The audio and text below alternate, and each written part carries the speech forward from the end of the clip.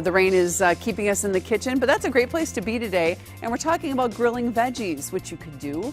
Or if you just want to go to Kowalski's today, they're having a big summer event where they have great samples, and you're going to need food anyway because you're going to make dinner and it's probably going to be chili or stew because it's so cold.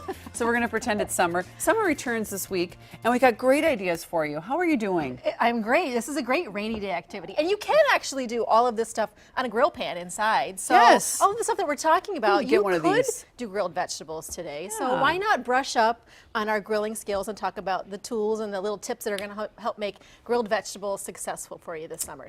And they're starting to come in fresh from the United States, and soon it will be fresh from Minnesota. Well, and also Minnesota-grown asparagus is in right now, so it's a great place to start. Because I was going to talk about these long, skinny vegetables like asparagus and spring onions. The same thing is true. You could even grill green beans or these green onions here.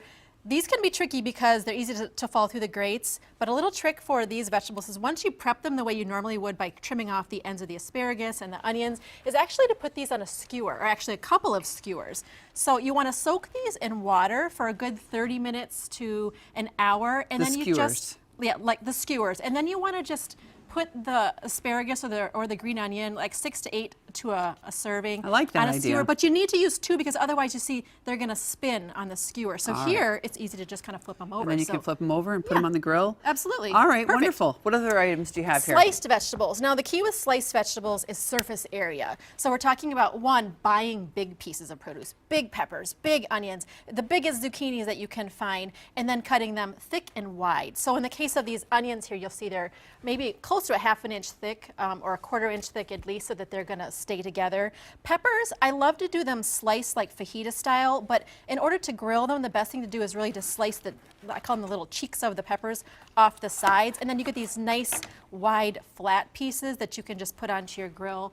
With the zucchini, same thing with summer squash or eggplant, you want to cut them lengthwise instead of cutting them on coins into the rounds. So you don't want to cut them crosswise, you want to cut them lengthwise to get nice long planks. Pretty thick. Okay, then what do you do after that? Well, grilled corn is what we're going to talk about because everybody loves corn on the cob in the summertime, and we will have great Minnesota grown corn on the cob soon.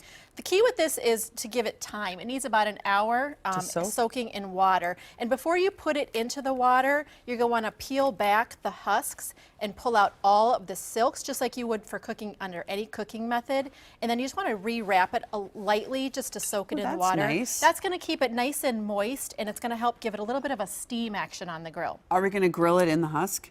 Well, I actually like to take almost all the husk off and leave just one piece of husk on it until the end, but you can grill it directly on the grill if you want to too. Big portobello. Portobello mushrooms, such a great grill item, but these are tricky because of the gills that are in them. So with these things here, what you want to do is clean out this underside here, and the best tool to use to do it is a grapefruit spoon. Okay. So we're just going to take that and we're just going to scrape the little gills out of it. Oh, okay. I've never done this before. Isn't that great? This tool works really well. It's got a little serrated tip on the grapefruit spoon, but you can use a regular spoon or a teaspoon and of you have to take all that off? And take all of it off. So I've got one here that I can show you. Oh, look at that. This one's all cleaned out. Okay. And that's good because those are full of moisture and they're going to cause the mushroom to get soggy. Okay. So you scrape those out and then you grill them the gill side down on top of the grill. Oh, and look at this. And we got a grill pan here. We also have a grill basket. These are great items to have for the grill, on top of the grill, of course. Absolutely. And this is in the kitchen. And look at how beautiful. We're just using a little olive oil, salt, and pepper. Yep, a little olive oil. A nice light coating is great. An oil mister like this one's perfect because you can get it evenly coated, lightly coated, but not dripping. Dripping oil, hot flames, bad combination. Okay. So use a spray or a mister, put a little salt and pepper on there, and a nice medium hot grill. Yep. I see some mozzarella, some pesto. You got it all together today. Portobello burger here. Okay, we'll get it to you in just a minute. Rachel, thank you. Rachel, thank you. All right, and as I mentioned at Kowalski's, they have all their big event going on today, and the recipe for this and a link to their locations is on KARE11.com. We will be right back. Is it good? Okay, there they go. All right.